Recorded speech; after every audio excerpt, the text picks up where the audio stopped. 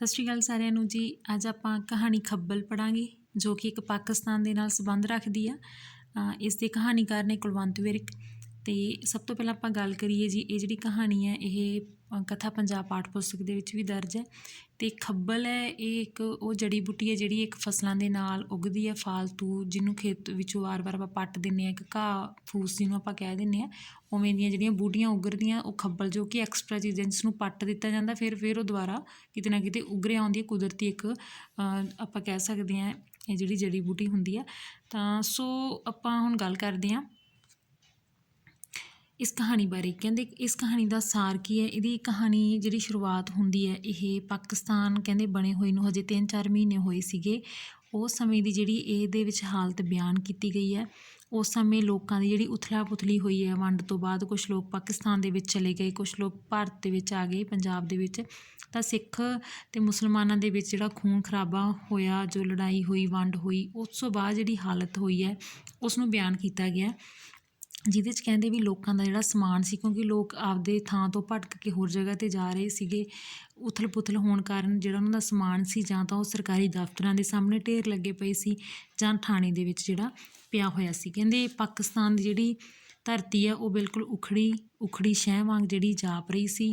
ਕਿਉਂਕਿ ਜੇ ਅਸੀਂ ਪੰਜਾਬ ਦੀ ਗੱਲ ਕਰੀਏ, ਉਹਦੀ ਸਿਚੁਏਸ਼ਨ ਵੀ ਸੇਮ ਉਸ ਤਰੀਕੇ ਦੀ ਸੀ, ਕਿਉਂਕਿ ਉੱਥੋਂ ਵੀ ਪਾਕਿਸਤਾਨ 'ਚੋਂ ਕੁਛ ਲੋਕ ਆ ਗਏ, ਇੱਥੇ ਵਸੇ ਹੈ, ਇੱਥੋਂ ਲੋਕ ਉੱਧਰ ਵਸੇ ਹੈ। ਤਾਂ ਇਹ ਜਿਹੜੀ ਪਾਕਿਸਤਾਨ ਦੇ ਨਾਲ ਸੰਬੰਧਿਤ ਇੱਕ ਕਹਾਣੀਕਾਰ ਨੇ ਆਪਣਾ ਉਹਨੇ ਇੱਕ ਅਨੁਭਵ ਕੀਤਾ, ਜੋ ਇੱਕ ਘਟਨਾ ਦੇਖੀ ਉਹਨੂੰ ਬਿਆਨ ਕੀਤਾ ਹੈਗਾ। ਕਹਾਣੀਕਾਰ ਕਹਿੰਦਾ ਵੀ ਉਸ ਸਮੇਂ ਪਾਕਿਸਤਾਨ ਵਿੱਚ ਜਿਹੜਾ ਮਤਲਬ ਕਿ ਜਿਹੜੇ ਡੰਗਰ ਸੀ ਉਹ ਵੀ ਬੜੇ ਉਖੜੇ ਜਾਪ ਰਹੇ ਸੀ, ਕਿਉਂਕਿ ਜੋ ਥਾਂ ਬਦਲ ਕੇ ਕਿਸੇ ਹੋਰ ਜਗ੍ਹਾ 'ਤੇ ਆਏ ਹੋਏ ਸੀਗੇ ਤਾਂ ਉਹ ਅਜੀਬ ਮਹਿਸੂਸ ਕਰ ਰਹੇ ਸੀ। ਕਹਿੰਦੇ ਬਸ ਫ਼ਰਕ ਇਹ ਸੀ ਵੀ ਧਰਤੀ ਹੀ ਸਿਰਫ ਪੱਕੀ ਸੀ।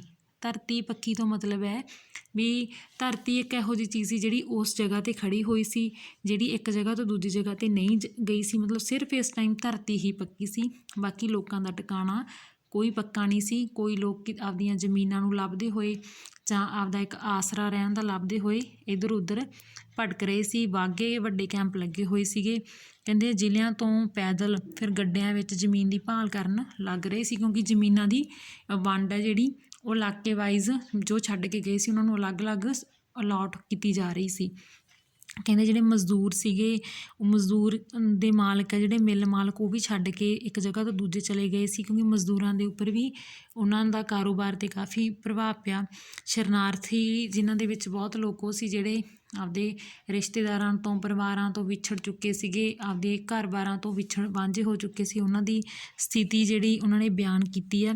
ਫਿਰ ਕਹਿੰਦੇ ਜਿਹੜੇ ਬਰਾਦਰੀ ਵਾਲੇ ਲੋਕਾਂ ਦੀ ਦਸ਼ਾ, ਜਿਵੇਂ ਹੁਣ ਆਪਾਂ ਆਪਦੇ ਗੁਆਂਢ 'ਚ ਰਹਿੰਦੇ ਹਾਂ, ਆਪਾਂ ਆਪਦੇ ਏਰੀਏ 'ਚ ਰਹਿੰਦੇ ਹਾਂ, ਸਮਾਜ 'ਚ ਰਹਿੰਦੇ ਹਾਂ, ਤਾਂ ਉਹ ਲੋਕਾਂ ਦੀ ਜਿਹੜੀ ਬਰਾਦਰੀ ਉਹ ਸਭ ਖਤਮ ਹੋ ਚੁੱਕੀ ਸੀ। ਲੋਕ ਇੱਕ ਦੂਜੇ ਤੋਂ ਅਲੱਗ ਹੋ ਚੁੱਕੇ ਸੀ।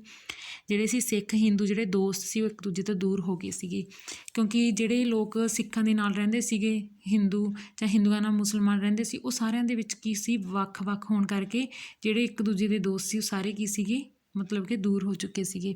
ਕਹਿੰਦੇ ਨਵੇਂ ਲੋਕਾਂ ਦਾ ਆਉਣਾ ਜਿਹੜਾ ਸ਼ੁਰੂ ਹੋ ਗਿਆ ਸੀਗਾ ਪਾਕਿਸਤਾਨ ਦੇ ਵਿੱਚ ਵੀ।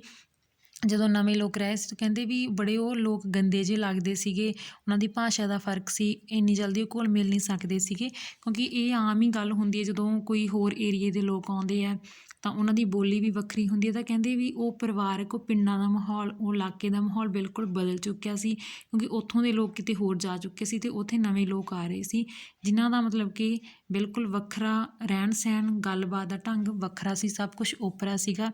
ਅਤੇ ਨਾ ਹੀ ਉਹਨਾਂ ਲੋਕਾਂ ਦਾ ਜਿਹੜਾ ਵਿਵਹਾਰ ਸੀਗਾ ਵੀ ਉਹ ਦੁੱਖ ਸੁੱਖ ਵੀ ਨਹੀਂ ਕਰ ਸਕਦੇ ਸੀ ਇੱਕ ਦੂਜੇ ਨਾਲ, ਨਾ ਮਿਲਵਰਤਨ ਵਾਲਾ ਜਿਹੜਾ ਉਹਨਾਂ ਦਾ ਆਪਸੀ ਵਿੱਚ ਗੱਲਬਾਤ ਸੀਗੀ।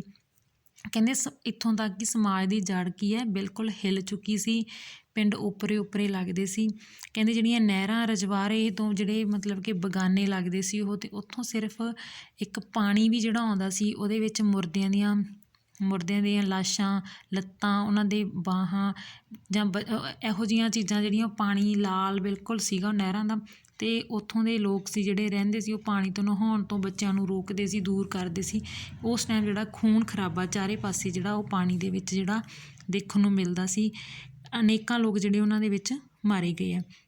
ਜੇ ਆਪਾਂ ਗੱਲ ਕਰੀਏ ਤਾਂ ਕਹਾਣੀਕਾਰ ਕਹਿੰਦਾ ਵੀ ਹਰ ਥਾਂ ਮੁੜ ਦੁਬਾਰਾ ਪੁਨਰ ਸਥਾਪਿਤ ਹੋਣਾ ਹੁੰਦਾ, ਵੀ ਦੁਬਾਰਾ ਵਸਣਾ, ਇੱਕ ਜਗ੍ਹਾ ਤੋਂ ਉੱਠ ਕੇ ਦੂਜੀ ਜਗ੍ਹਾ 'ਤੇ ਦੁਬਾਰਾ ਵਸਣਾ। ਕਹਿੰਦਾ ਵੀ ਹਰ ਥਾਂ 'ਤੇ ਹਰ ਵਿਅਕਤੀ ਦੁਬਾਰਾ ਸਥਾਪਿਤ ਹੋਣ ਦੀ ਕੋਸ਼ਿਸ਼ ਕਰ ਰਿਹਾ ਸੀ, ਦੋਸਤੀ ਕਰਨ ਦੀ ਕੋਸ਼ਿਸ਼ ਕਰ ਰਿਹਾ ਸੀ, ਆਪਸੀ ਰਿਸ਼ਤੇ ਬਣਾਉਣ ਦੀ ਕੋਸ਼ਿਸ਼ ਕਰ ਰਿਹਾ ਸੀ। ਤਾਂ ਇਹਦੇ ਵਿੱਚ ਉਹਨਾਂ ਨੇ ਇੱਕ ਆਪਾਂ ਨੂੰ ਇੱਕ ਕਿਸੇ ਬਜ਼ੁਰਗ ਨਾਲ ਗੱਲ ਹੁੰਦੀ ਹੈ, ਗੱਭਰੂ ਜੱਟ ਮੁੰਡੇ ਦੀ। ਉਹ ਆਪਦੇ ਪਿਓ ਨੂੰ ਮਤਲਬ ਤੁਰੇ ਜਾ ਰਹੇ ਆ, ਉਹ ਗੱਲ ਕਰਦਾ, ਕਹਿੰਦਾ ਮੁਲਕ ਤੇ ਤਬਾਹ ਹੋ ਗਿਆ ਏ, ਠੀਕ ਹੈ ਨਾ। ਤਾਂ ਉੱਥੇ ਗੱਲ ਹੁੰਦੀ ਆ ਵੀ ਉਹ ਉਸ ਸਥਿਤੀ ਨੂੰ ਦੇਖ ਕੇ ਆਪਦੇ ਬਾਪੂ ਨੂੰ ਕਹਿ ਰਿਹਾ। ਤਾਂ ਉਹ ਕਹਿੰਦਾ ਮਤਲਬ ਵੇਖ ਦੁਨੀਆ ਕਿੱਥੇ ਕਿੱਧਰੇ ਜਾਊ, ਹੈ ਨਾ। ਮਤਲਬ ਉਹ ਕਹਿੰਦਾ ਵੀ ਉਹਦਾ ਜਿਹੜਾ ਮਤਲਬ ਕਿ ਬਜ਼ੁਰਗ ਬਾਪੂ ਹੁੰਦਾ, ਉਹ ਕਹਿੰਦਾ ਕੋਈ ਗੱਲ ਨਹੀਂ, ਹੋ ਕੇ ਹੱਕੀ ਗਿਆ, ਪਰ ਵੇਖ ਦੁਨੀਆ ਕਿਤੇ ਥਰੇ ਥੋ ਖਾਈ ਬਹਿ ਜਾਂਦੀ ਏ, ਸਭ ਖੈਰ ਸ਼ਹਿਰ ਹੋ ਜਾਵੇ। ਮਤਲਬ ਉਹ ਕਹਿੰਦਾ ਵੀ ਸੌਰੀ ਮਿਹਰ ਹੋ ਜਾਵੇ। ਖੈਰ ਮਿਹਰ ਤੋਂ ਮਤਲਬ ਕੀ ਹੈ ਕਿ ਸ਼ਾਇਦ ਵੀ ਜਦੋਂ ਲੋਕ ਆਪਣੇ ਆਪ ਨੂੰ ਸਥਾਪਿਤ ਕਰਦੇ ਆ ਤਾਂ ਹੌਲੀ ਹੌਲੀ ਉਹ ਆਪਣਾ ਇਲਾਕਾ ਲੱਭ ਲੈਂਦੇ ਆ। ਮੁੜ ਸਥਾਪਿਤ ਹੋਣ 'ਚ ਸਮਾਂ ਜ਼ਰੂਰ ਲੱਗਦਾ, ਪਰ ਵਸ ਜਾਂਦੇ ਆ ਉਹ। ਤਾਂ ਇੱਕ ਪਰਮਾਤਮਾ ਦੀ ਖੈਰ ਹੋ ਜੂਗੀ ਵੀ ਇਹ ਲੋਕ ਥਾਂ ਥਾਈਂ ਜਿੱਥੇ ਰਹਿਣਗੇ ਉੱਥੇ ਹੀ ਵਸ ਜਾਣਗੇ ਕਿਸੇ ਟਾਈਮ। ਕਹਿੰਦੇ ਵਿਚਾਰਿਆਂ ਨੇ ਜਾਣਾ ਵੀ ਕਿੱਥੇ ਹੈ, ਕਹਿੰਦੇ ਆਹ ਵੇਖ ਖੱਬਲ ਹੁੰਦਾ। ਉਹ ਇੱਕ ਪੈਲੀ ਦੇ ਵਿੱਚ ਉਹਨੂੰ ਕਹਿੰਦਾ ਵੀ ਇੱਕ ਖੱਬਲ ਹੁੰਦਾ, ਪਰ ਕਹਿੰਦੇ ਵੀ ਪੈਲੀ ਵਿੱਚ ਇਸ ਨੂੰ ਘਾਹ ਨੂੰ ਆਪਾਂ ਪੁੱਟ ਦਿੰਦੇ ਹਾਂ, ਪਰ ਆਪਾਂ ਆਪਦਾ ਪੂਰਾ ਦਮ ਲਾ ਦਿੰਦੇ ਹਾਂ ਵੀ ਇਹਨੂੰ ਪੁੱਟਣ ਦੇ ਵਿੱਚ, ਪਰ ਫਿਰ ਵੀ ਆਪਦੀ ਜੜ ਛੱਡ ਜਾਂਦਾ ਹੈ। ਫਿਰ ਇਹ ਥੋੜ੍ਹੇ ਚਿਰ ਬਾਅਦ ਫਿਰ ਹੋ ਜਾਂਦਾ। ਕਹਿੰਦਾ ਵੀ ਉਹੀ ਗੱਲ ਹੈ, ਲੋਕ ਵੀ ਉਸ ਖੱਬਲ ਵਰਗੇ ਨੇ ਜਿਨ੍ਹਾਂ ਨੂੰ ਪੁੱਟਿਆ ਤਾਂ ਗਿਆ ਹੈਗਾ ਉਹਨਾਂ ਦੇ ਇਲਾਕਿਆਂ ਤੋਂ, ਪਰ ਉਹ ਫਿਰ ਕੀ ਮੁੜ ਸਥਾਪਿਤ ਹੋ ਜਾਣਗੇ ਜਿਸ ਤਰੀਕੇ ਨਾਲ ਇੱਕ ਖੱਬਲ ਹੋ ਜਾਂਦਾ। ਇੱਕ ਮਾਨਸਿਕਤਾ ਇਹਦੇ ਵਿੱਚ ਦਰਸਾਈ ਗਈ ਹੈ। ਕਹਿੰਦੇ ਵਾਕਿਆ ਹੀ ਉਹ ਬੁੱਢੇ ਦੀ ਗੱਲ ਵਿੱਚ ਸੱਚਾਈ ਦਿਖਦੀ ਸੀ।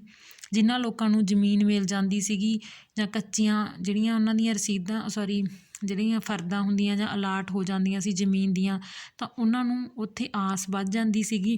ਉੱਥੇ ਉਹ ਇੱਕ ਜੀਵਨ ਸ਼ੁਰੂ ਕਰਨ ਦੇ ਲਈ ਤਿਆਰ ਹੋ ਜਾਂਦੇ ਸੀ। ਮਤਲਬ ਕਿ ਉਹ ਬਜ਼ੁਰਗ ਦੀ ਗੱਲ ਵਿੱਚੋਂ ਬਿਲਕੁਲ ਸੱਚ ਸੀ। ਜਿਸ ਤਰੀਕੇ ਨਾਲ ਘਾਹ ਨੂੰ ਪੁੱਟਿਆ ਜਾਂਦਾ ਹੈ, ਪਰ ਉਹ ਦੁਬਾਰਾ ਆਪਦੀਆਂ ਫਿਰ ਜੜ੍ਹਾਂ ਨੂੰ ਆਪਦੀਆਂ ਡਿਵੈਲਪ ਕਰਕੇ ਫਿਰ ਦੁਬਾਰਾ ਜਨਮ ਲੈਂਦਾ, ਤਾਂ ਉਸੇ ਤਰੀਕੇ ਨਾਲ ਮਨੁੱਖ ਵੀ ਉਹ ਕਹਿੰਦਾ ਚਾਹੇ ਉਹ ਉੱਜੜ ਚੁੱਕਿਆ, ਪਰ ਉਹ ਜਿੱਥੇ ਜਿੱਥੇ ਉਹਨੂੰ ਆਸਰਾ ਮਿਲੂਗਾ ਉਹ ਦੁਬਾਰਾ ਡਿਵੈਲਪ ਹੋਊਗਾ।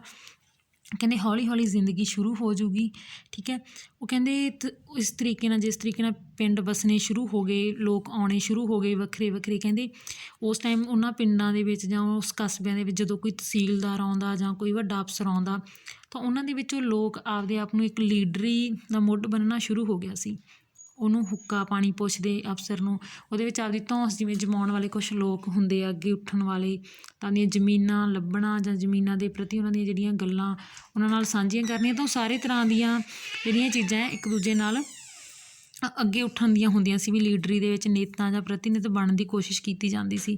ਕਹਿੰਦਾ ਉਸ ਟਾਈਮ ਕਹਾਣੀਕਾਰ ਲਿਖਦਾ ਹੈ, ਕਹਿੰਦਾ ਮੈਨੂੰ ਪਾਕਿਸਤਾਨ ਦੇ ਵਿੱਚ ਇੱਕ ਭਾਰਤੀ ਸਰਕਾਰ ਵੱਲੋਂ ਲਿਜਾਣ ਅਫਸਰ ਮੁਕਰਰ ਹੋਇਆ। ਕਹਿੰਦਾ ਮੈਨੂੰ ਭੇਜਿਆ ਗਿਆ ਉੱਧਰ, ਮੇਰਾ ਜਿਹੜਾ ਡਿਊਟੀ ਲੱਗੀ ਪਾਕਿਸਤਾਨ ਦੇ ਵਿੱਚ, ਅਤੇ ਮੇਰਾ ਕੰਮ ਸੀ ਜਿਹੜੀਆਂ ਉਧਾਲੀਆਂ ਇਸਤਰੀਆਂ ਉਹਨਾਂ ਨੂੰ ਵਾਪਸ ਲਿਆਉਣਾ, ਅਤੇ ਜਿਨ੍ਹਾਂ ਨੂੰ ਧੱਕੇ ਨਾਲ ਸਿੱਖਣੀਆਂ ਨੂੰ ਜਿਹੜਾ ਮੁਸਲਮਾਨ ਬਣਾਏ ਗਏ ਉਹਨਾਂ ਨੂੰ ਲੱਭਣਾ ਅਤੇ ਵਾਪਸ ਭਾਰਤ ਲੈ ਕੇ ਆਉਣਾ, ਜਿਹਦੇ 'ਚ ਮੇਰੀ ਡਿਊਟੀ ਲੱਗੀ ਸੀ। ਕਹਿੰਦਾ ਪਾਕਿਸਤਾਨ, ਕਹਿੰਦਾ ਕਈ ਵਾਰ ਤਾਂ ਕੁੜੀਆਂ ਮੈਨੂੰ ਜਿਹੜੀਆਂ ਇਹੋ ਜਿਹੀਆਂ ਕੁੜੀਆਂ ਸੀ ਸਾਡੀਆਂ ਸਿੱਖ ਬੀਬੀਆਂ ਬਹੁਤ ਜਲਦੀ ਵੀ ਮਿਲ ਜਾਂਦੀਆਂ, ਅਤੇ ਕਦੇ ਕਦੇ ਮੈਨੂੰ ਬਹੁਤ ਸਮਾਂ ਲੱਗ ਜਾਂਦਾ। ਕਹਿੰਦਾ ਇੱਕ ਵਾਰ ਮੈਨੂੰ ਉੱਥੋਂ ਦਾ ਥਾਣੇਦਾਰ ਹੈ, ਕਹਿੰਦਾ ਉਹਨੇ ਮੈਨੂੰ ਕਿਸੇ ਉਧਾਲੀ ਹੋਈ ਕੁੜੀ ਬਾਰੇ ਦੱਸਿਆ। ਕਹਿੰਦਾ ਵੀ ਉਹ ਨੰਬਰਦਾਰਾਂ ਦੀ ਨੂੰਹ ਹੈ। ਕਹਿੰਦੇ ਵੀ ਪਰ ਉਹਦਾ ਜਿਹੜਾ ਪਿੰਡ ਆ ਉਹ ਪੱਕੀ ਸੜਕ ਤੋਂ ਕਾਫੀ ਦੂਰ ਹੈ। ਕਹਿੰਦਾ ਉਸ ਤੋਂ ਬਾਅਦ ਕਹਿੰਦਾ ਉਸ ਥਾਣੇਦਾਰ ਦੀ ਮਦਦ ਦੇ ਨਾਲ ਉਸ ਮਤਲਬ ਪਿੰਡ ਦੇ ਵਿੱਚ ਜਿਹੜੇ ਚੌਧਰੀਆਂ ਨੂੰ ਮਿਲਿਆ ਸੀ, ਤਾਂ ਕਹਿੰਦੇ ਵੀ ਉਹ ਇੱਕ ਸਰਕਾਰ ਦਾ ਬੜਾ ਉਦੋਂ ਰੋਪ ਸੀਗਾ। ਅਤੇ ਦੱਸਿਆ ਗਿਆ ਕਹਿੰਦਾ ਵੀ ਉਸ ਇਸਤਰੀ ਬਾਰੇ ਜਦੋਂ ਪੁੱਛਿਆ ਥਾਣੇਦਾਰ ਨੇ ਉਸ ਚੌਧਰੀਆਂ ਨੂੰ, ਤਾਂ ਉਹਨਾਂ ਨੇ ਦੱਸਿਆ ਉਹ ਕੱਚਾ ਕੋਠਾ ਦਿਖਾਇਆ ਜਿੱਥੇ ਉਹ ਔਰਤ ਇਕੱਲੀ ਪਈ ਸੀ। ਬੜਾ ਉਹਨੂੰ ਬੁਖਾਰ ਚੜ੍ਹਿਆ ਹੋਇਆ ਸੀ, ਨਿਢਾਲ ਸੀ, ਉਹਦੇ ਕੋਲ ਕਾਫੀ ਸਮਾਨ ਵੀ ਪਿਆ ਸੀ ਜਿਵੇਂ ਗਲਾਸ ਹੋ ਗਿਆ, ਥਾਲੀਆਂ, ਬਿਸਤਰਾ। ਉਸ ਤੋਂ ਬਾਅਦ ਜਦੋਂ ਇਹ ਕਹਾਣੀਕਾਰ ਉਹਦੇ ਕੋਲ ਜਾਂਦਾ ਤਾਂ ਉਹਦਾ ਹਾਲ ਚਾਲ ਪੁੱਛਿਆ ਜਾਂਦਾ, ਤਾਂ ਉੱਥੇ ਜਿਹੜੀ ਉਸ ਔਰਤ ਜਿਹੜੀ ਸਥਿਤੀ ਹੈ ਜਿਹੜੀ ਬੜੀ ਹੀ ਕਹਿ ਸਕਦੇ ਹਾਂ ਵੀ ਵੱਖਰੀ ਹੈ, ਬਾਕੀ ਔਰਤਾਂ ਨਾਲੋਂ ਵੱਖਰਾ ਹਾਲ ਆ ਉਹਦਾ, ਠੀਕ ਹੈ ਨਾ। ਕਿਉਂਕਿ ਬਾਕੀ ਔਰਤਾਂ ਨਾਲੋਂ ਵੱਖਰਾ ਹਾਲ ਇਸ ਤਰੀਕੇ ਨਾਲ ਕਹਾਣੀਕਾਰ ਲਿਖਦਾ ਕਿਉਂਕਿ ਜ਼ਿਆਦਾਤਰ ਔਰਤਾਂ ਨੂੰ ਮਤਲਬ ਕਿ ਸਾਰਿਆਂ ਨੂੰ ਪਤਾ ਵੀ ਉਹਨਾਂ ਦੇ ਨਾਲ ਕੀ ਕੁਛ ਹੁੰਦਾ ਰਿਹਾ ਅਤੇ ਉਹਨਾਂ ਨੂੰ ਕਿਸ ਤਰੀਕੇ ਨਾਲ ਅਲੱਗ, ਪਰ ਇਹ ਔਰਤ ਫਿਰ ਵੀ ਵੱਸ ਰਹੀ ਸੀ, ਉੱਥੇ ਰਹਿ ਰਹੀ ਸੀ ਵੀ ਆਮ ਔਰਤਾਂ ਨਾਲੋਂ ਆਪਾਂ ਕਹਿ ਸਕਦੇ ਥੋੜ੍ਹੀ ਠੀਕ ਸੀ ਇਹਦੀ ਹਾਲਤ, ਪਰ ਉਹਦਾ ਜਿਹੜਾ ਸਰੀਰ ਸੀਗਾ ਉਹ ਬੜਾ ਹੀ ਨਿਢਾਲ ਹੋ ਚੁੱਕਿਆ ਸੀਗਾ। ਉਹ ਕਹਿੰਦੇ ਵੀ ਔਰਤ ਦੀ ਹਾਲਤ ਬਾਰੇ ਤਾਂ ਵੈਸੇ ਕਹਾਣੀਕਾਰ ਨੂੰ ਪਹਿਲਾਂ ਕਾਫੀ ਉਹਨੇ ਪਤਾ ਕਰ ਲਿਆ ਸੀ ਵੀ ਉਹਦੀ ਹਾਲਤ ਵੀ ਖਰਾਬ ਹੈ।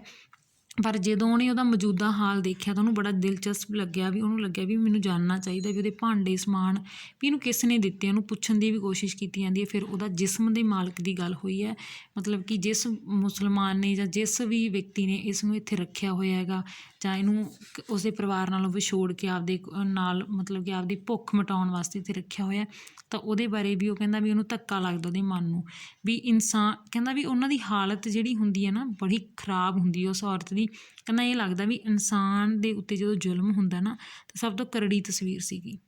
ਮੈਂ ਇਹਦੇ ਵਿੱਚ ਤੁਹਾਨੂੰ ਜਿਵੇਂ ਪਹਿਲਾਂ ਗੱਲ ਕੀਤੀ ਹੈ ਵੀ ਵੱਖਰੀਆਂ ਔਰਤਾਂ ਨਾਲ ਵੱਖਰਾ ਹਾਲ ਸੀ, ਵੀ ਇਹਦਾ ਹਾਲ ਜਿਹੜਾ ਸੀ ਦਰਦਨਾਕ ਸੀਗਾ।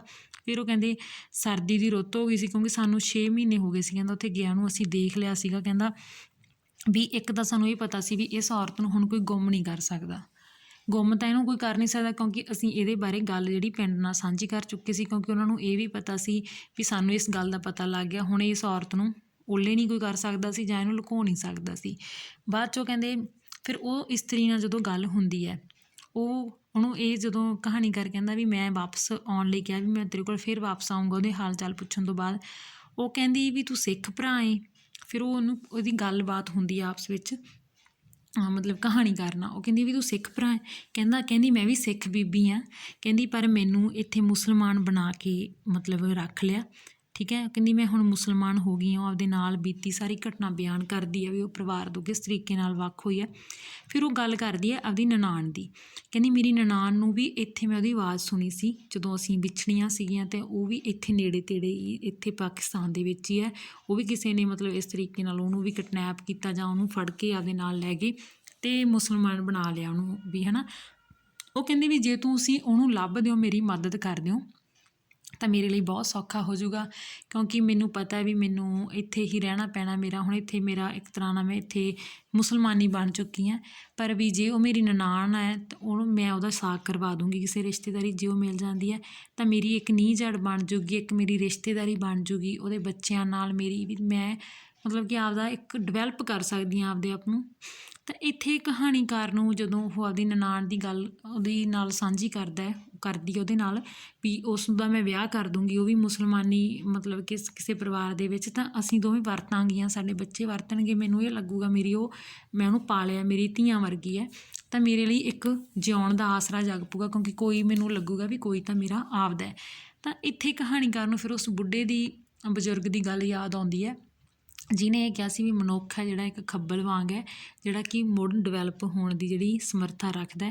ਤਾਂ ਉਹਨੂੰ ਇਹ ਲੱਗਦਾ ਵੀ ਇੱਕ ਔਰਤ ਹੈ ਜਿਹੜੀ ਉਹਦੀ ਗੱਲ ਦੇ ਨਾਲ ਕਿਤੇ ਨਾ ਕਿਤੇ ਉਹਨੇ ਉਹਦੀ ਮਾਨਸਿਕਤਾ ਨੂੰ ਪੇਸ਼ ਕੀਤਾ ਵੀ ਉਸ ਔਰਤ ਦੇ ਵਿੱਚ ਉਹ ਜਿਹੜਾ ਦੁਬਾਰਾ ਵਸਣਾ, ਉਸ ਚੀਜ਼ ਨੂੰ ਆਪਦੇ ਤਨ 'ਤੇ ਹੰਢਾਉਣਾ ਅਤੇ ਫਿਰ ਆਪਣਿਆਂ ਨੂੰ ਮੁੜ ਆਪਦੇ ਨਾਲ ਸਥਾਪਿਤ ਕਰਨ ਦੀ ਕੋਸ਼ਿਸ਼ ਕਰਨਾ, ਚਾਹੇ ਉਹ ਕਿਸੇ ਵੀ ਹਾਲਤ 'ਚ ਹੈ, ਪਰ ਇੱਕ ਉਹਦੇ ਅੰਦਰ ਆਸ ਹੈ ਦੁਬਾਰਾ ਜ਼ਿੰਦਗੀ ਜਿਉਣ ਦੀ, ਵਸਣ ਦੀ। ਤਾਂ ਉੱਥੇ ਉਹ ਕਹਿੰਦਾ ਵੀ ਵਾਕਈ ਹੀ ਜਿਹੜੀ ਮਨੁੱਖੀ ਹਾਲਤ ਉਸ ਟਾਈਮ ਖੱਬਲ ਵਾਂਗ ਸੀ, ਜਿਹੜੇ ਆਪਦੇ ਆਪ ਨੂੰ ਮੁੜ ਸਥਾਪਿਤ ਕਰ ਰਹੇ ਸੀ। ਜੇ ਹੁਣ ਇਹਦੇ ਵਿੱਚ ਆਪਾਂ ਇਹਦੇ ਵਿਸ਼ੇ ਵਸਤੂ ਦੀ ਗੱਲ ਕਰੀਏ ਤਾਂ ਇਹਦਾ ਵਿਸ਼ਾ ਵਸਤੂ 1947 ਦੀ ਵੰਡ ਤੋਂ ਬਾਅਦ ਜਿਹੜੀਆਂ ਲੋਕਾਂ ਦੀਆਂ ਸਮੱਸਿਆਵਾਂ ਪੇਸ਼ ਕੀਤੀਆਂ, ਜਿਹਦੇ ਵਿੱਚ ਸਿੱਖਾਂ ਦੀਆਂ ਔਰਤਾਂ ਨੂੰ ਮੁਸਲਮਾਨਾਂ ਨੇ ਅਤੇ ਮੁਸਲਮਾਨਾਂ ਦੀਆਂ ਔਰਤਾਂ ਨੂੰ ਮਤਲਬ ਉਸ ਵੰਡ ਦੇ ਦੌਰਾਨ ਜੋ ਉਹਨਾਂ ਦੀ ਦਰਦਨਾਕ ਸਥਿਤੀ ਸੀਗੀ ਤਾਂ ਉਹਨੂੰ ਬਿਆਨ ਕੀਤਾ ਗਿਆ। ਪਾਕਿਸਤਾਨ ਦੀ ਘਟਨਾ ਦੇ ਵਿੱਚ ਜੋ ਸਾਡੀਆਂ ਸਿੱਖ ਬੀਬੀਆਂ ਨਾਲ ਉੱਧਰ ਅਤਿਆਚਾਰ ਕੀਤੇ ਗਏ ਜਾਂ ਉਹਨਾਂ ਨੂੰ ਉਧਾਲਿਆ ਗਿਆ, ਉਹਨਾਂ ਨੂੰ ਮਤਲਬ ਕਿ ਆਪਾਂ ਕਹਿੰਦੇ ਮੁਸਲਮਾਨ ਬਣਾਇਆ ਗਿਆ, ਤਾਂ ਉਹ ਹਾਲਤ ਇੱਕ ਬਿਆਨ ਕੀਤੀ ਹੈ। ਫਿਰ ਇਹਦੇ ਵਿੱਚ ਮੁੱਖ ਪਾਤਰ ਜਿਹੜਾ ਇੱਕ ਜੱਟ ਹੈ, ਸਮੁੱਚਾ ਆਲਾ ਦੁਆਲਾ ਅਤੇ ਉਹਦੀ ਮਾਨਸਿਕਤਾ ਨੂੰ ਜਿਹੜਾ ਪੇਸ਼ ਕੀਤਾ ਗਿਆ। ਤਾਂ ਸੋ ਮੈਂ ਆਸ ਕਰਦੀ ਹਾਂ ਤੁਹਾਨੂੰ ਇਹ ਕਹਾਣੀ ਜਿਹੜੀ ਪੂਰੀ ਸਮਝ ਆਈ ਹੋਊਗੀ। ਧੰਨਵਾਦ।